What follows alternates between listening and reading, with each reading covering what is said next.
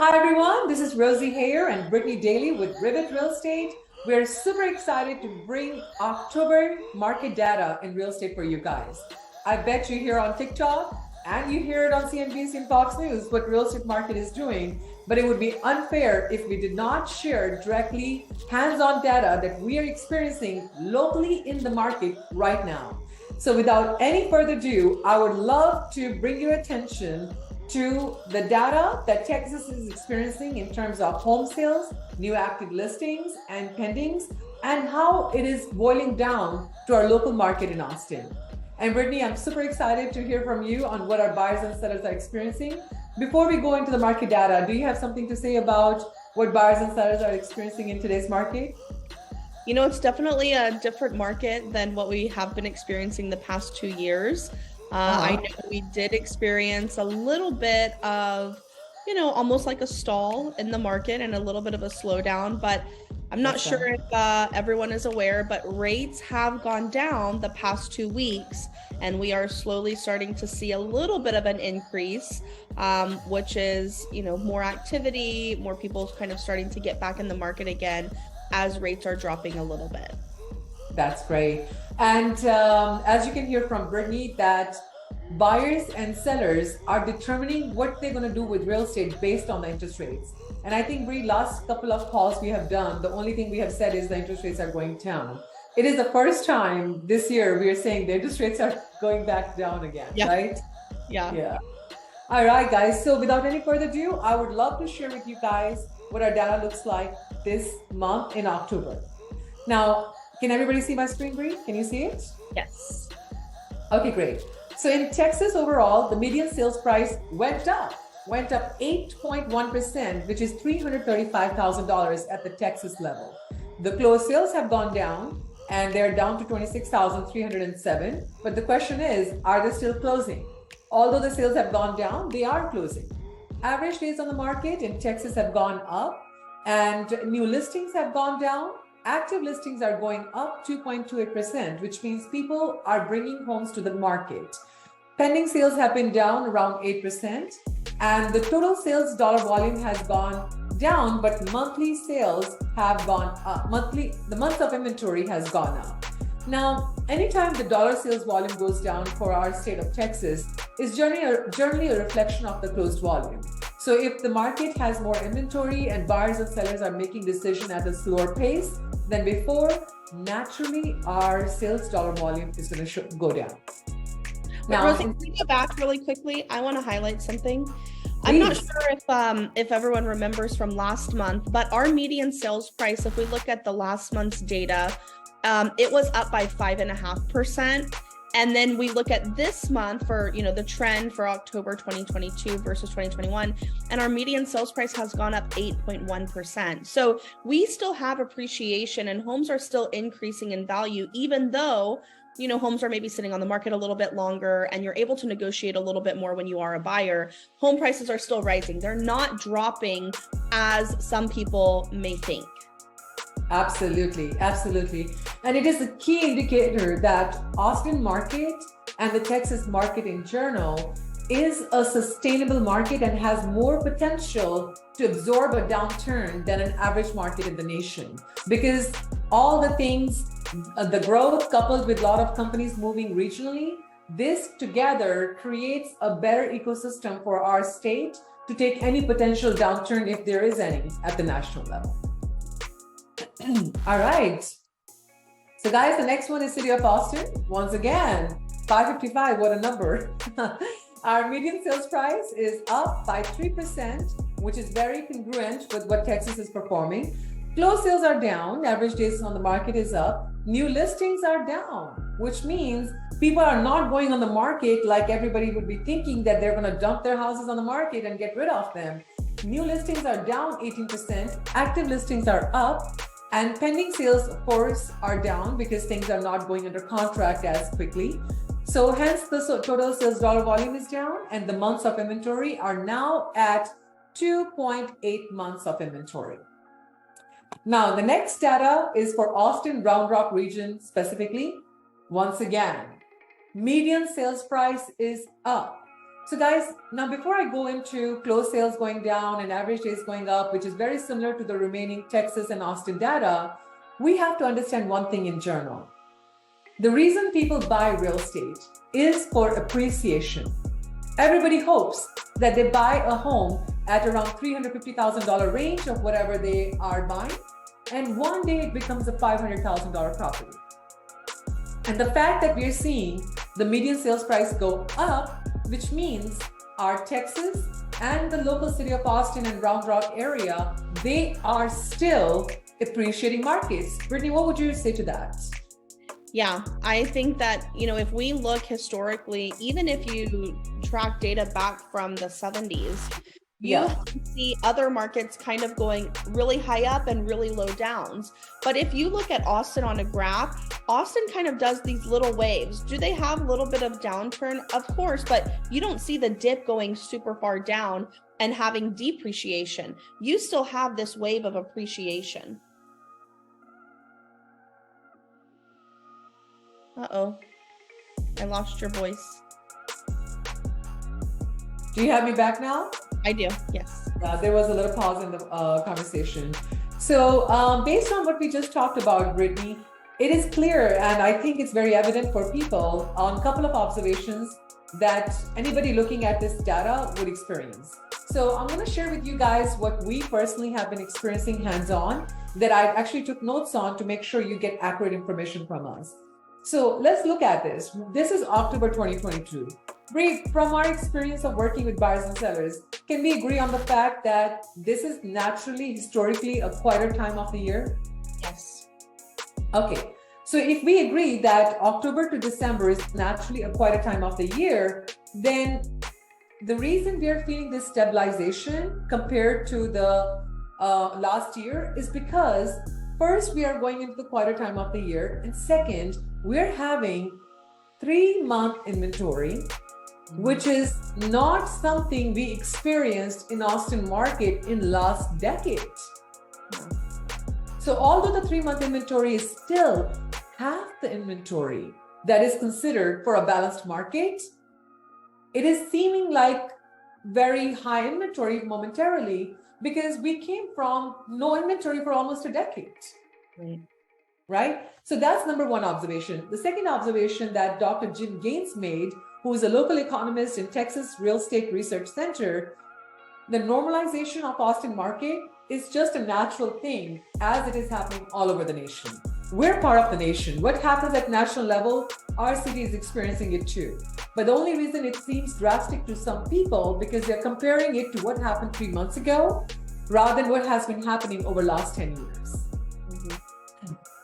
All right. The next observation I would like to bring to our audience is the 2021 housing market was an anomaly compared to the market we have had for last 10 years. So if we are determining what is the health of Austin market compared to what happened in 2021, in my opinion, that would be a very unfair comparison. Bree, what do you have to say to that? What was your experiencing working with buyers and sellers day in, day out in 2021, which was an anomaly? Could you share with the audience, please? Yes, I'm really glad that you said that, Rosie, because, I've heard from several different people, especially on the buying side, where they say, I want to wait to buy because I'm waiting for the prices to crash, because they can see prices, you're not getting these multiple offers, homes are sitting on the market longer. But we can't compare prices in 2020, late 2020 to 2021, early 2022, because like you said, that was an anomaly. The only word to describe that is chaos. That is truly the only word that you can say. I mean, you had people, I had not open houses, but a home would go on the market on a Wednesday and you would have a line out of the door, over 40 people waiting to go look in the home. That is not normal. Yeah, and is it sustainable? No. Guys, our income doesn't go at the same rate as the prices of the homes was going at. So that was a very disruptive market as well. Now, one thing we can see from this graph that we're sharing is that the homes are coming on the market. So there is active listings coming on the market and the closed sales are not happening that fast. So they're just staying longer. So they're not just flying off the shelf as they were before, but they're still closing. 613 people moved out of their home in the month of October. Guys, that's indicative of somebody making a decision to sell and another person making a decision to buy.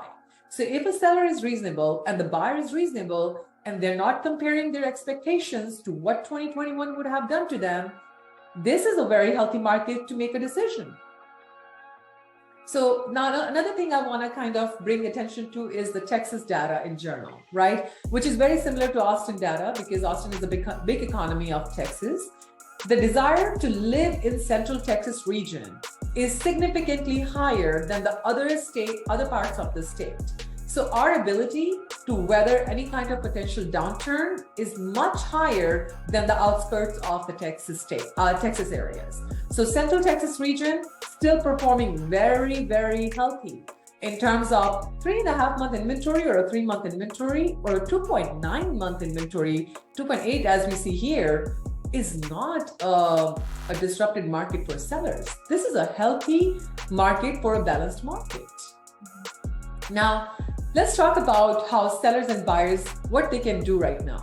I think this is the time that home buyers need to sit down with their realtors and walk through their possible financing and their down payment options. Bree, could you share with us, what is your experience of lenders coming up with loan programs now compared to what they have been doing in the last 4 or 5 years? Yes, I'm seeing so many different creative opportunities for financing that I haven't seen in the past 7 years. I mean, especially if we look at the last 2 years, honestly, if you had FHA or a VA loan, or you were coming with less than 20% down, you could almost kind of forget it. You couldn't get in. You would put in offer after offer, and you just kept getting rejected. Now is the time. Number one, can you come into the market as an FHA loan or a VA loan? Yes. And lenders are becoming so much more creative. You have one program that is 0% down, so 100% financing, no PMI. You have programs where they will actually help you buy the property cash so you can sell your home later and you rent out the property, but it's an accrued rental, meaning you don't pay anything while your home is selling, so you don't double up on your payment and you're not out anything. You have programs, I'm sure people remember from our interview last week with Sharon Barney, where you can have interest-only loan programs.